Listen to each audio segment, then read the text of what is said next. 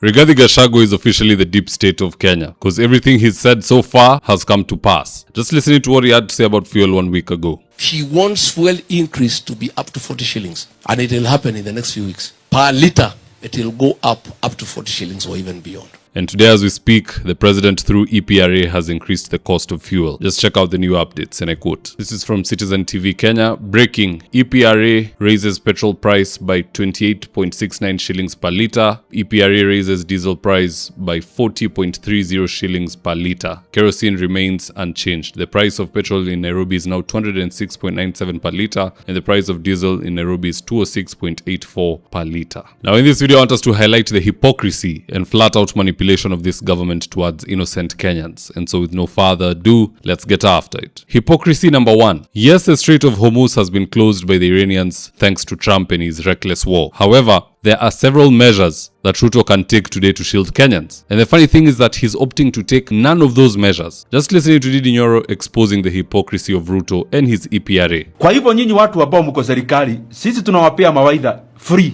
Mchukue, msipochukua, hata msipochukua leo, wiki haitaisha kama hamujafanya kile Wakenya wanasema. Ya kwamba msiambie Wakenya tu story ya Iran kabla hamujapeana subsidy, kabla kodi ya VAT ya mafuta haijapelekwa chini ama kuondolewa kabisa, na kabla waziri wa transport haja reduce fuel levy. Tafadhali mchukue ujumbe haraka haraka, na kwa sababu muna consult, ni vizuri mjue Wakenya wamesema hivyo. Mkiconsult nyinyi watu wa serikali mkiwa na suti kwa maofisi, mjue consultation ya Wakenya inaendelea. Na consultation ya Wakenya ni kwamba msituambie mambo ya kuongeza mafuta bei kabla hamujaweka subsidy, na kama hamujaondoa kodi ya mafuta ya VAT, na kama hamujateremsha fuel levy. You know, Nyoro is right. Why not shield Kenyans with a fuel subsidy until such a time when the storm has passed? Why not remove the fuel VAT? Why not stand with the people who voted for you? Why opt to punish the people of 2-term and 1-term collectively? The answer is simple: greed. Because according to Nyoro, the same people who are increasing the cost of fuel are the same ones who are shipping it into the country, or at the very least, supplying it. Let's have a look at Oscar Sudi and Didmas Baraza recently doing a short skit as they try to market rubies to people. Roll the tape. So unajua hii campaign inakuwa very expensive. Na niko na kashamba huko Kitengela, nilikuwa nataka nijenge flats.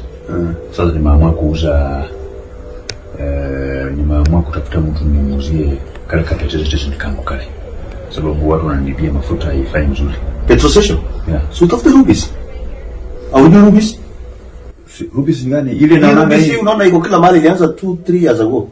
Lakini iko all over. Wananunua hata petrol station ile ya mashine mbili. Na wanakupatia bei nzuri sana. Wananunua? Au unajua yenye rubies wewe? Mimi sijui, mimi nafikiri sijui. Wa gas kwa wana import mafuta wenyewe. Yaani wale hata utafuta mchapa atafuta contact na rubies. Hiyo watakuwa hiyo ni mara moja. Hata solve your problem. Hiyo kitu nataka niuze haraka sana. Rubies my friend. Rubies iko inaenda kila mahali. Tafuta constant, muende Google. Nimeambiwa kuna hii kampuni ya mafuta inaitwa Rubies. Google mpate contact zao. Waambie na nataka kuuza ile petrol station ile yangu hiyo. Inataka niuze. Watafute wapate, alafu sitaki wajue mimi ndio nauza. Nyinyi mtakupatia, mtafute Juliet negotiate na wao. Nataka niuze shamba pamoja na kila kitu, sitaki ule ukodesha, nataka kuuza kabisa. Nao wanapenda hivyo sasa. Wanunua kabisa. Wakinunua, unajua wewe ndio kutafutia ka something. Nimekupea aina kabisa. Yeah. So when they tell you the president and his people are the ones knee-deep in fuel supply, don't dismiss the rumors. Hypocrisy number 2. During the 2022 presidential debate that Raila refused to attend, Yvonne Okwara asked Ruto about the high cost of fuel, and this was Ruto's response. What do you think is the solution to the rising cost of fuel, which, as you know, drives the cost of a number of other products? I think the first thing that we need to do is to look at the taxes, because 50% almost of the cost of fuel in Kenya is taxes. I think it's time as a country we looked at, I think there are 15 different taxes on fuel. And I think it's time we relooked at how else do we raise revenue guess what? Those taxes are still in place, and to make it even worse, they have been increased. Because wakati ya Uhuru VAT used to be what? 8%. Under Ruto, 13%. In fact, just have a look at this bottomless list, and I quote. These are the taxes and levies which are charged per litre. Number 1, road maintenance levy, 25 shillings. Excise duty, 21.95 for petrol, 11.37 for diesel. Number 3, petroleum development levy, 5.40. Which development are you doing for petrol? Anyway, vitu zingine hazi make sense. Number 4, anti-adulteration levy, 18 shillings. Number 5, railway development levy, 1.5 to 1.6 shillings. Number 6, value added tax, now at 13%, roughly 20 to 25 shillings per litre depending on the product. So by not removing any of those, the president is not doing us a favor. Instead, his friends are the ones who are profiting in this crisis, which is probably why they arrested the PS of Energy and the other fellow called Joseph Wafula, because they were interrupting their eating. Hypocrisy number 3, I don't even need to say too much about this. Just check this out for yourself. Nataka niwaambie hii mafuta inaongezwa usiku na mchana. Mimi nataka niwaeleze ya kwamba these people don't understand the damage they are doing to the people and the economy of Kenya. Kwa hii taxes wanaongeza usiku na mchana.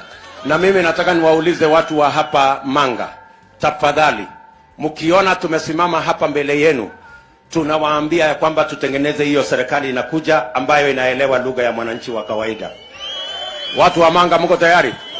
Unajua hii siasa na maisha in general. When you are outside looking at somebody on the inside doing funny things, you will think you are so wise and that person is a fool. Kwa sababu Ruto hivyo ndo alikuwa anaongea. Anaona Uhuru anaongeza ushuru, anasema Uhuru ni mjinga, ajielewi. They don't understand what they are doing to the economy. Now he is there. Na inakaa ni kama yeye ndo ajielewi. Please, do what is right by the voters. Remove all these punitive taxes. Eka fuel subsidy. Cushion Kenyans for 2-3 months as the Americans and the Iranians iron things out and the Strait of Hormuz goes back to regular business. Otherwise, we are changing the trajectory of this country because everybody is updating their prices. Yule alikuwa anauza mkate 60, sasa itakuwa 70. Na bei ya mafuta ikirudi chini, yeye atakuwa 70. I've never seen rollback of prices. Actually, the economy is so good, maziwa imeshuka na shilingi 10, mkate imeshuka na 15. It never works like that. What we are doing is irreversible. We'd better fix it as early as now. Anywho, that's just my take on the matter. Let's see what Kenyans have to say about this. And I quote, Engineer Kibet Korir says, "We are done. Let's now park our vehicles and work from home. This is too much. We sang freedom has come and indeed it is here." Na ameweka hii picha ya huyu jamaa hapa akiwa na wasiwasi mingi sana. Stan Bedding Stroke Household said, "Ruto a few days from now will stand on top of a vehicle asking for the immediate reduction in fuel prices, then see himself as God." Very true. MVI said, "And petrol can only be found in Zakayo's petrol stations. By the time the war is over, the thieves will be the richest in town." I concur. Simon K254 said, "For the first time in history, luxuries and necessities will be selling at the same price." It's sad that we are here, but here we are nonetheless. There's nothing much we can do about it other than wait for 2027 to vote out this government. Na hata ile itakuja, we need to have a pact as Kenyans. Mtu akicheza one term, whether it is Kalonzo or Matiang'i or Gachagua or whoever, wakicheza term ni hiyo moja. We are now setting a new precedent. Hii uongo tulifanyiwa na Ruto, sijui ati hata ongeza ushuru, sijui nini, and is doing the opposite. He must be the last one. Yeye ndo akuwe funzo kwao rais wengine wote watakuja long after we have left this earth. But anywho, that's just my take on the matter. Do drop me your comments in the comment section below and I'll do my best to read them and to give you a response. So with that, here today's ads of the day. If you're still managing rentals using notebooks and caretakers, see how Joel Karangu Maina switched to a system that runs his 76 units automatically. Every month, caretakers traveled to his office with handwritten records. Balancing the math took hours. Payments never merged and tenants never got receipts. Then Joel switched to Bomahat, Kenya's award-winning property management software. Now payments update automatically, receipts go out via SMS, and every report is just one click away. He now runs all 76 units from his phone. No chaos, no confusion. Join hundreds of landlords doing the same. Right now, I'm with my team headed to a client's house in Ruto for consultation. That is to take measurements of the windows, go through our catalog with the client, and then once they decide on the color and the fabric they want, we'll get busy sewing, and at long last, the curtains installation will be on us. So if you're looking for curtains, shears, curtain rods, curtain accessories, reach out to Phoenix Curtains and Interior Decor and we will sort you out. Call us on 0724 414153. If you're here for the first time, please go on and hit the subscribe button. And if you're watching for a different platform, just head on over to YouTube, search for David Wafula. Hit the subscribe button. You're going to be getting a ton of content of this nature. If politics is something you're passionate about, this is definitely the one channel that you really need to subscribe to. Alright guys, adios.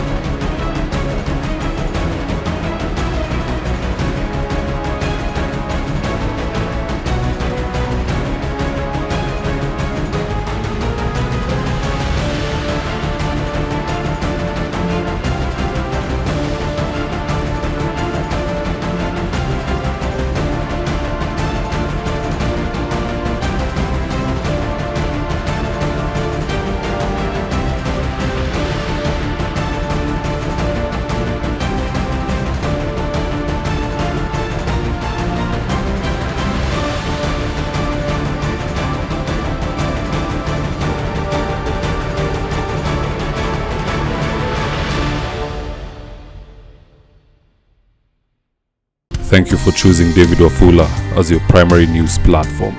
We put countless hours in research, recording, and editing. By showing up each and every day to watch our videos, you encourage us to generate more videos for the viewers. We are on a mission to inform, educate, and build a better tomorrow. To our thousands of followers in a world full of presidents, kings, and queens, you are the real gem. Adios.